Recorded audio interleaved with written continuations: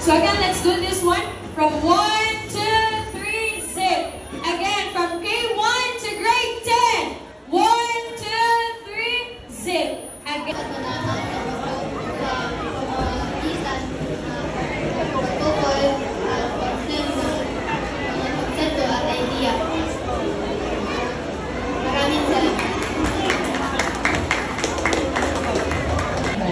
Ano ang kahalagahan ng pagiging multilingual? Ulitin ko. Ano ang kahalagahan ng pagiging multilingual?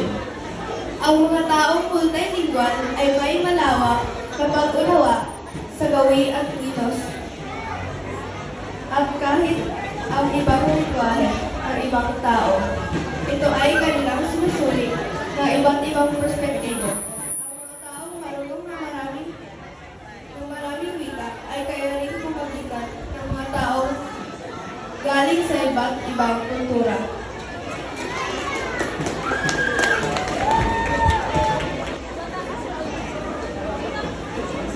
Ang tanong ay, paano nakaka-epekto ang teknolohiya pag-ulat na paggamit ng wika? Paano nakaka-epekto ang teknolohiya sa pag-ulat at paggamit ng wika? Malaki ang epekto ng teknolohiya sa pag-ulat at paggamit ng wika sa pamamagitan ng pagkakakilala ng mga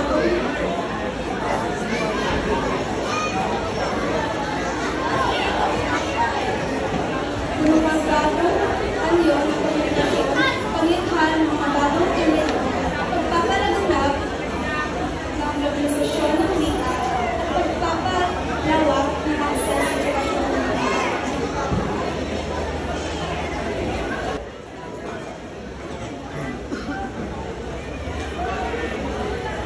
Okay, ang tanong.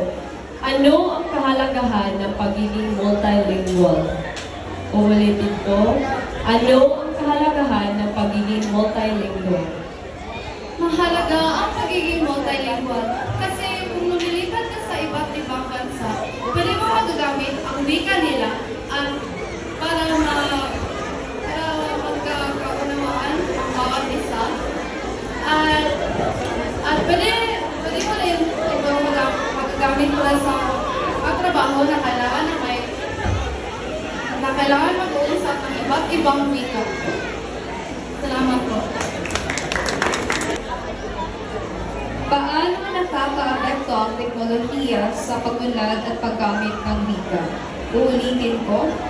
Paano nakaka-apekto ang teknolohiya sa pag-unlad at paggamit ng wika? Malaki ang naging epekto sa paggamit ng teknolohiya. Ang wika ay mas lalong lumaganap sa buong mundo. At dahil sa teknolohiya, magagamit natin ito para tuklasin ang mga wikang gusto natin matutunan. Maraming salamat sa magandang tanong. Maraming salamat.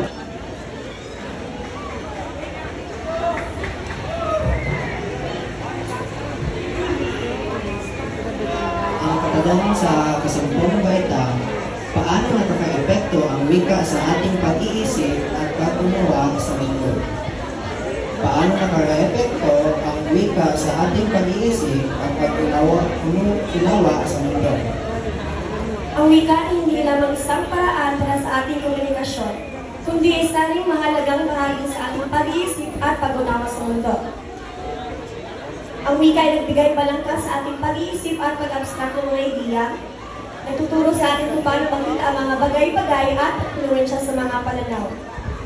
Sa madaling salita, ang wika ay hindi lamang isang mahalagang tuon ng komunikasyon, kung hindi isa ring mahalagang bahagi ng ating pagkatao at pag-unawa sa mundo. Maraming salamat po. Atin sa ikalimang baitang.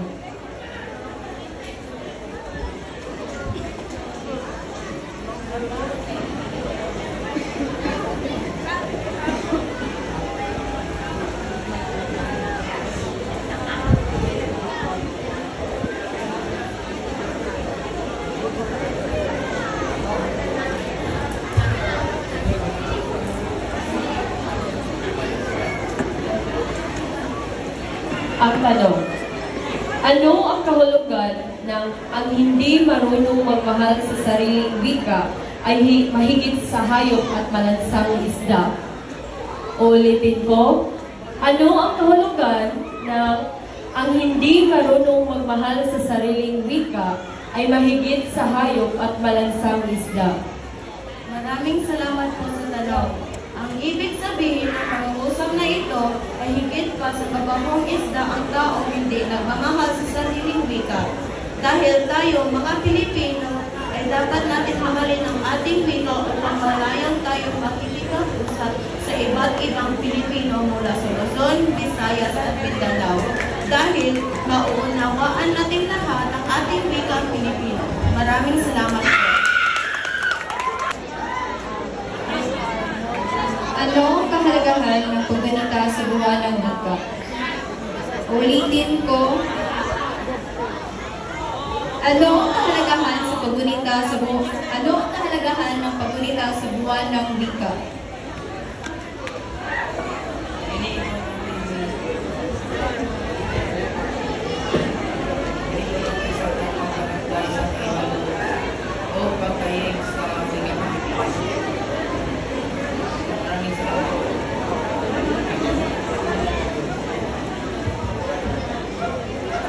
Ini importante sa pagpalakbay sa kaibalo o pagdaig sa bigyan. Maraming salamat. Maraming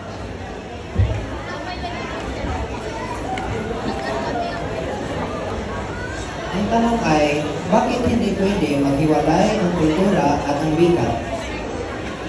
Bakit hindi pwede maghiwalay ang kultura at ang wika? Hindi pwede ipagbulag ang kultura at wika. Kaya ang wika, maoy nagdala o nagpadinig sa kultura. Kung mawala ito, mawala ang usad ang kagayon sa kultura.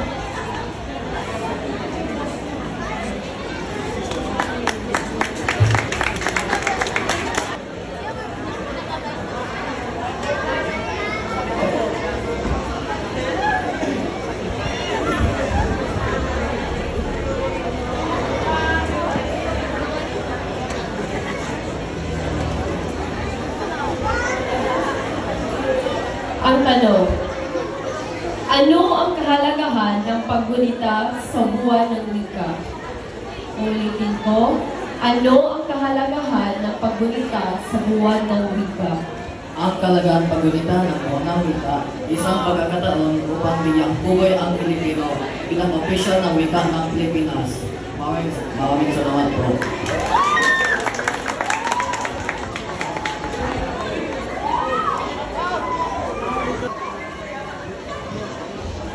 Ano ang kahulugan ng ang hindi marunong magmahal sa sariling wika ay mahigit sa hayop at malansang isda? Ulitin ko.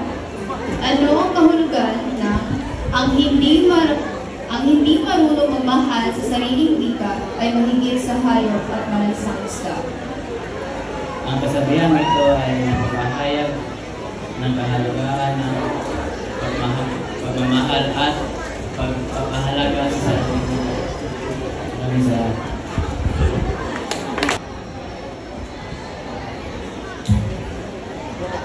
Ang tanong ay, bakit hindi pwede maghiwalay ang kultura at ang wika? Bakit hindi pwede maghiwalay ang kultura at ang wika? Hindi maaaring magkaliwain yung kultura at wika kasi yung pagkita natin kasaya-sayanan at pag-unlad sa mga susunod na henerasyon. Maraming salamat po.